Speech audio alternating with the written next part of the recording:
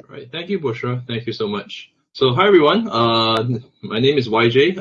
Pardon the awful lighting in this room. I have a cheap random webcam that I got online. And it's 7:50 p.m. over here in Singapore. So I think I sat in on a few sessions before this, and people were asking where you're from. I'm interested in what time it is. So if you could just tell me in the chat what time it is for you, where you are. And I do really appreciate the effort made by the organizers. I heard from Bushra, it's I think that 5 a.m. for her. I tried to wake up for the launch yesterday at 2 a.m. and I completely failed. So that didn't quite work. So yeah, if you could just let me know in the chat what time it is for you. I'm very curious to hear what time it is for everyone. Thank you for joining me. All right, I'm really happy to be here today.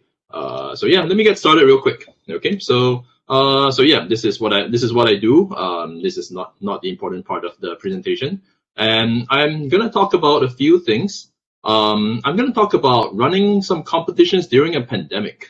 So I mean, it's interesting that we all have this shared experience now, right? Of running classes and all that during a pandemic. We all know what we're talking about when it comes to the situation at large in the world. So I think I think it's been a very interesting experience for us over here in Singapore. We've been lucky, and I understand many of you are countries that are not so lucky. Hang in there. I'm sure things will get better soon. I just like to share a little bit of how we've been doing some of the things that we've been doing, and I'd like to learn more from you as well during this session. Okay. So first things first, I have a poll. I was playing around with the features of Excel events. So I'm gonna head over here, and I'm going to click launch poll. And I think you should see something on your screen. I have no idea. On the right of your screen. Am I pointing to your right? I can never tell with these things. So just help me answer that question right there. Are you a teacher? Right? Are you a teacher? Yes, no, I'm just curious to know about my audience, and I'm just curious to know about, especially teachers who are running such events, like just running big digital maker events for your schools, for your students, for your districts, things like that. Okay, so let me know if my poll didn't go through or anything. I think it did, but yeah, okay. So let me know. All right, thank you so much for confirming. All right, so I'll check back on it in a moment. But so I used to be a teacher. I used to teach in a secondary school that's 13 to 16-year-olds. Really fun, and I wish I had the microbit back in my day. For what we taught back in the day for electronics, we actually got a custom soldered circuit board by a university lecturer. So he prepared it so that you could program it in Visual Basic and do all little LEDs that lit up in sequence. It was really fun, but I really wish I had the microbit back in my day. Okay, so that's one. All right, that's one poll, which is any teachers here. I have another poll as well, right? Have you run any competitions or hackathons or things like that? Okay, so I'm gonna launch that poll as well. I don't know what happens if I launch two polls. Something might break. Please let me know. I don't know what's going on here, right? I mean, I think you're all aware of this, right? When you're teaching online, half the time you're not sure whether things are working. I've had students who had to unmute themselves and tell me, YJ, you're currently muted. You're not sharing a screen. We don't know where you are. So yeah, let me know if things are still working. All right. Okay. All right. So yeah, this is about hackathons, right? Any of you have run any competitions or hackathons recently or before? It doesn't matter. I'm just curious to know. Okay. And so while we're at it, I'll tell you a little bit about what we're doing. So what we do here is students love competitions. Teachers love competitions, right? There's a chance for students to get to showcase what they've learned and try new things. I have over here a video of a in-person competition back when those were a thing. This is something that we ran with the Microbit, and I'm sure you've seen Microbit hackathons where you build things and the kids stand in front of their little products and showcase them and talk about them. We thought those were fun, but we could do something slightly different. So we actually wrote a video game, right? We wrote a video game, and we actually got the kids to make Microbit controllers for it. So we were inspired by the Switch. I think the Labo series, right? If you remember that, where they use the Switch controllers to do fun stuff with video games. So this was really fun, right? This was last year, I think. And I think over here we had, oops. All right, over here, this is an example of what a controller that a kid came up with. We had a lot of fun stuff, right? I think last year was when the Avengers was out, and we had some kids do Thanos gloves, and they just like shook their hands and moved these little avatars on screen. So fun stuff, all right? But this year we ran into a problem, right? We ran into a problem where we couldn't have this live event, just like much of the world. So that's when we had to pivot, and we started doing online competitions, right? And I think one of the initially we were of course like really wary about this, just like everyone, right? All the teachers here, you had to you kind of had to see, you weren't sure what was going on when you first started online teaching and everything. We were really wary about online competitions because we were like, well, the students can't work in groups, they can't we can't showcase them together. We don't really have a prize giving ceremony. We can't invite an important person to shake their hands, So yeah, it's a very different experience for everyone. I mean, I'm happy to report that we had a really great experience. We lost a lot of hair. Things were really stressful, but we had a really great experience because what online competitions allowed us to do was to have hands-on creative expression at scale.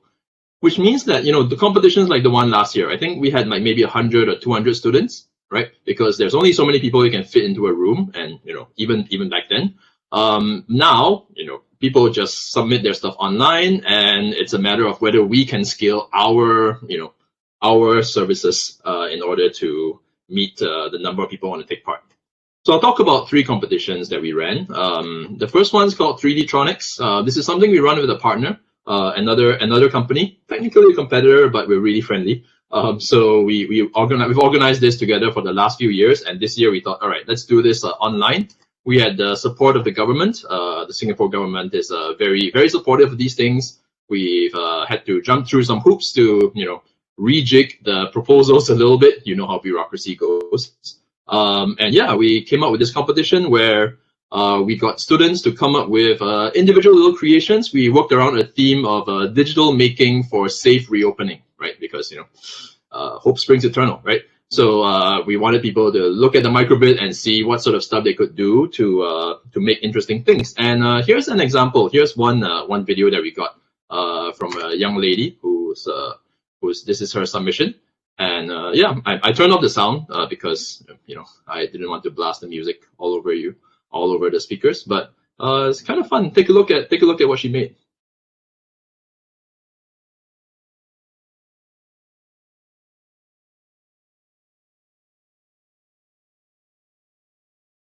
All right, so it's a little microbit device that reminds you to put on your mask when you leave the home. Over here in Singapore, it's compulsory. It's the law to wear your mask when you're out in public. And I've done it many times. I've taken the elevator. I've gone all the way downstairs and then walked out in public, and someone's given me a weird look, and I'm like, oh man, I gotta go back up and pick up my mask. So this is a nice little device. I love the duct tape. It actually gives it a nice aesthetic. And yeah, so she won. She did really well in the competition. I can tell you that much. So yeah, this is an example of something that came up from the competition. What I'm interested in talking about today is the process of doing it, right? There's a whole bunch of stuff that goes into this, and anyone who's run this kind of competition will probably have seen this before, all right? We'll have seen all these, I see 9 of you have submitted that you've run some kind of competition at hackathons, and there's a lot of stuff going on in the back end, right? So I think it's, that there's a whole lot of things that you have to do in order for something to succeed, right? And I mean, we could do it step by step, right? We could, just manually collate all the entries and do stuff, right? But my colleagues and I are these kinds of annoying people where if you give us a problem that looks like it will take a while to solve, we'll take about 3 times the amount of time to come up with a solution so that we can solve the problem quickly, right? It never really works out the way we want it to. But this is the kind of people we are, and I like to kind of share my findings. Take this chance to share some of my findings. All right. So I guess, and some of these tools, they're not free, and I have no commercial interest whatsoever in any of them. But most of them are relatively inexpensive, and I think they're fairly accessible to teachers as well.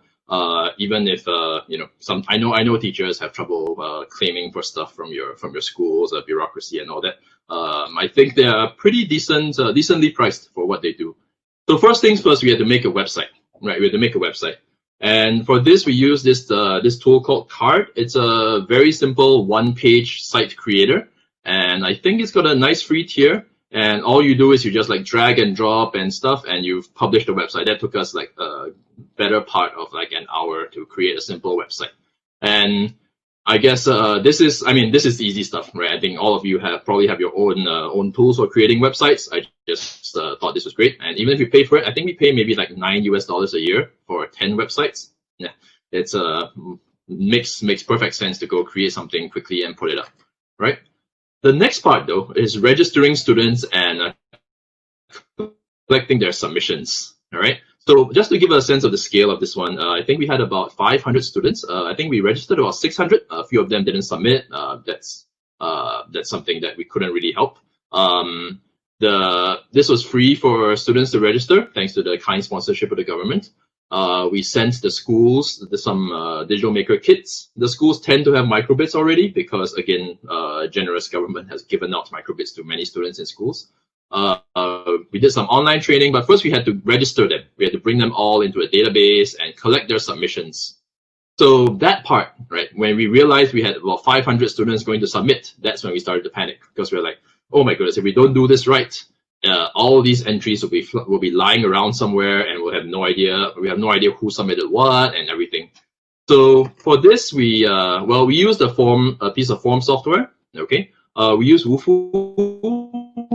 We are looking at other options. If you're using Google, you have Google Forms. If you like Jotform, if you're using Microsoft, they have Microsoft Forms. Some of these are more extensible than others. I like these three because they're very extensible. Because what we do is we use them with an automation tool, and this automation tool is called Zapier. I have a list of links all in one page, which I'll share with you afterwards. So don't worry. So this is called Zapier, and what it does is every time you receive a submission, you can actually just upload the file in our Google Drive, and you can even rename it, right? So you can rename it to this is from this school, it's from submitted at this time, was it late, and things like that. And that saved us a ton of time when we were trying to stay sane while collecting entries. And then there was also the trouble of grading 500 entries, but that one was just throwing manpower at the problem until we solved it. We also had to send a ton of emails, right? Lots and lots of emails. Just keep sending emails to people. We had to tell them their serial numbers. We had to tell them when to submit. We had to remind them to submit. We had to tell them, sorry, we made a mistake in the previous email. Please refer to this one. So we sent a ton of emails, and for that, I think we all kind of had this sense that if you take your email app and you plonk in 500 emails, someone's not going to be happy with you, right? Your email provider is not going to be happy with you. You'll probably be marked as spam and things like that. So what we did was we used this tool. We used Zapier again. And we connected it to our email, connected to an email address that's all verified and everything. And we used that to send emails. So we had a sheet of registrations, right? We had the teacher emails and everything, and then we send them an email. This one requires a bit of HTML and everything, but it was a lot easier than trying to click send many times so that it didn't have one email with 500 recipients. Instead, it was one email to each teacher or each participant.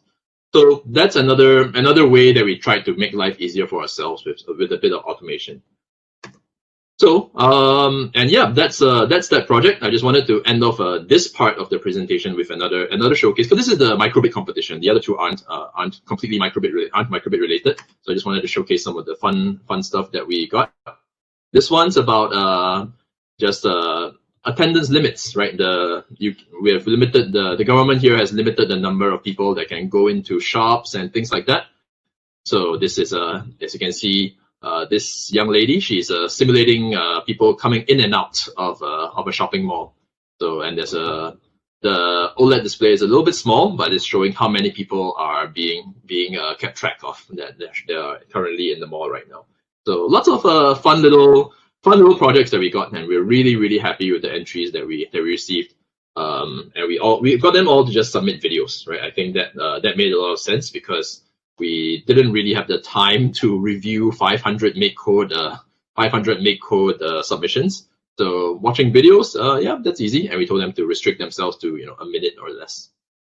So beyond that, we conducted one on Minecraft, right? So this is for a local religious group, I guess a religious authority, if you will, the Muslim authority here. Muslim self-help group. Sorry, I should correct myself. Yeah, Muslim self-help group, the biggest Muslim self-help group here. They wanted to do just like a little learning festival for their beneficiaries, and this was subsidized by Microsoft, right? So so all this, I think you might have seen in various places. We just created Minecraft worlds, got them to build their own things. And one of the things was that there was a bit of asynchronous teaching to be done with this. And for that, it's a matter of being able to host a video somewhere where people can watch it, right? And then they can learn and they can pause the video and try out things on their own instead of doing a live class. So for this, we use this site called Cloud App. I think it's free up to a certain limit. We tried hosting on Google Drive, but if you've done this at scale, you realize that Google Drive won't let you share the file too many times. It'll actually block it after a while. So we went ahead with some other commercial entity, and this one could let us do things like set passwords and things like that. So nice little tool, and really enjoyed it. The next one is another Microsoft event. It's called Digi Girls. I think it's an international competition, so we ran the Singapore version, and it's a program for girls to learn about careers in technology, connect with Microsoft employees. I'm just reading off the slides at this point. So we ran a competition, right? And Microsoft wanted to bring in some of their employees to talk to the participants. For this we were aiming for maybe 100 participants, right? So for context, the school year ends around this time, around the beginning of November. Our academic year starts in January, and this is the school holidays right now for schools, right? So it's January to December.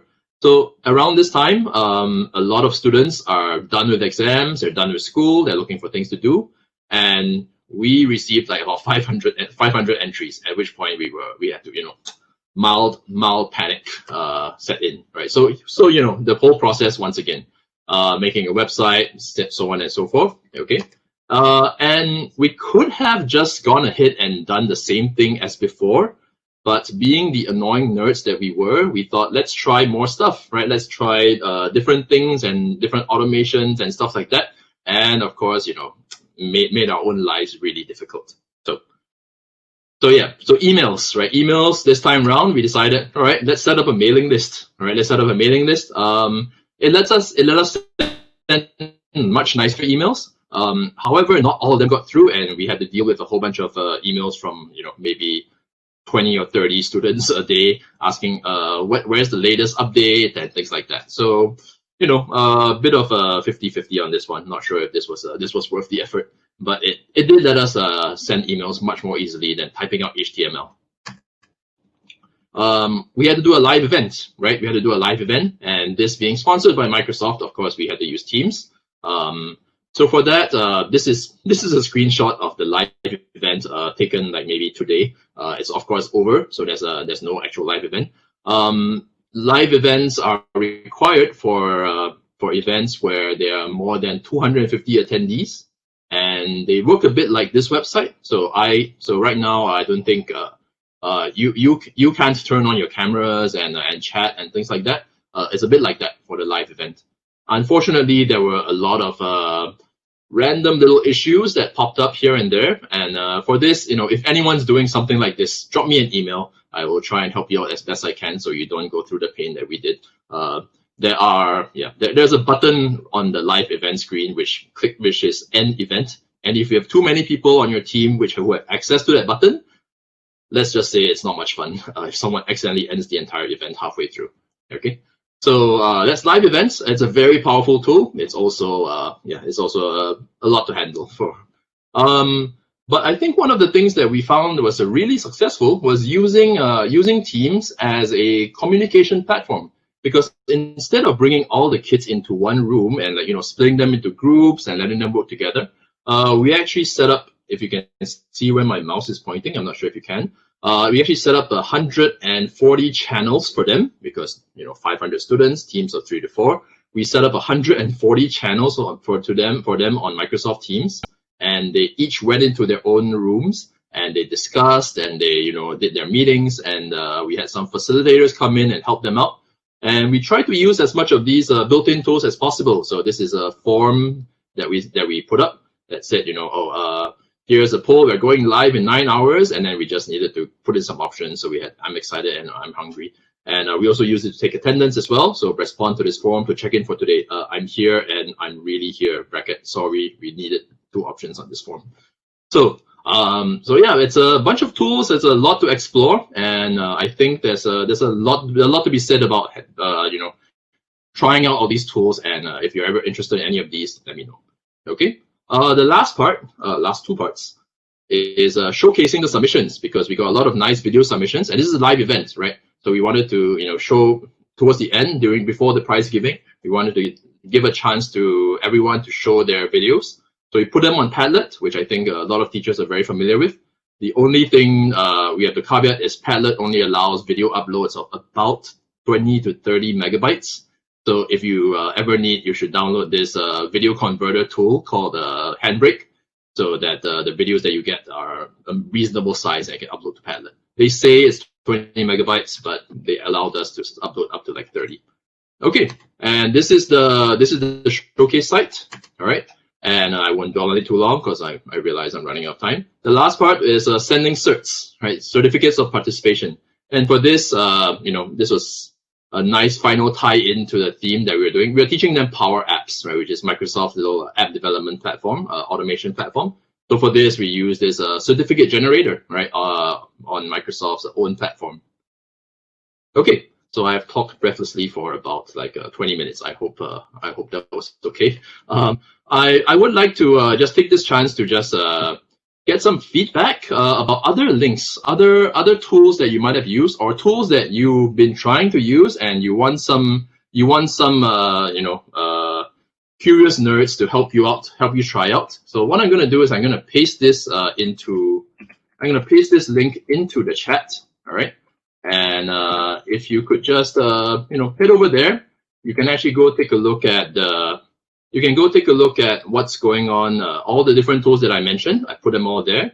My email is there, and a couple other tools as well. I have a shortcut URL shortener, a code snippet sharing site, and various other things. And if you want, this Padlet is open for contribution, so just double click anywhere and you can add to it. Okay, so yeah, that's I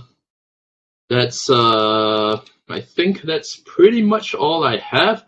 It would be remiss of me to mention big online competitions without talking about Microbit, the Microbit Foundations big one, which is the Do Your Bit Challenge. I think hopefully everyone here has already heard it, maybe during the keynote or in the emails and stuff. So yeah, I think it's it's pretty amazing that they've been doing this for the last few years. Despite not having, despite not being forced into it, like the rest of us. Okay, so that's all I have. I have these slides as well. The slides are linked, I think, in the Padlet, if I'm not wrong. And I'll just paste a link to them as well. And yeah, if there are any questions, I'm happy to take them. If anyone has anything else, do let me know. All right. Why do we do that? We have a question. Yeah, we have a question. Let's see. So Tiffany's asking that 150 Microsoft Team rooms. Wow. Did you have to create each of them manually? I asked some of our very clever interns to help out with that, and I think they managed to script it, if I'm not wrong. I think anyone who's familiar with Microsoft backend admin will know about PowerShell and stuff like that. I don't know how they did it, but I'm pretty sure it's doable. Yeah, pretty sure it's doable. Okay. I think I see another question from Tiffany. Yeah, was that MailChimp emails not go through because they were filed under promotion? Did the MailChimp emails not go through because they were filed under promotion? That is very likely, I think. So I think it's we did ask the students, could you search your email? It should show up, but they said no, it's not there. And search your spam? No, it's not there. So I don't know. I think, or you might resort to just like individual emails using the script. So yeah, I think I see another question from Tiffany, which is the ballpark for the total cost of using these tools. I think so. Card, like I mentioned, is about 9 or 20 USD a year, which is not expensive. Zapier, I think you can get on the plan for maybe 5 or 10 a month. I'm just talking about USD, I think. There's a Cloud App is about 10 a month, maybe. MailChimp, I think you can do it for free if it's a small enough audience. We had to use some of their tools which let you kind of like automate some stuff. So we paid maybe 10 or 20 a month. Microsoft Teams and all that, in theory, you can sign up for if your organization is paying for it, then of course you have it. You could sign up for a trial and just use it for the event. That's doable as well. So yeah, that's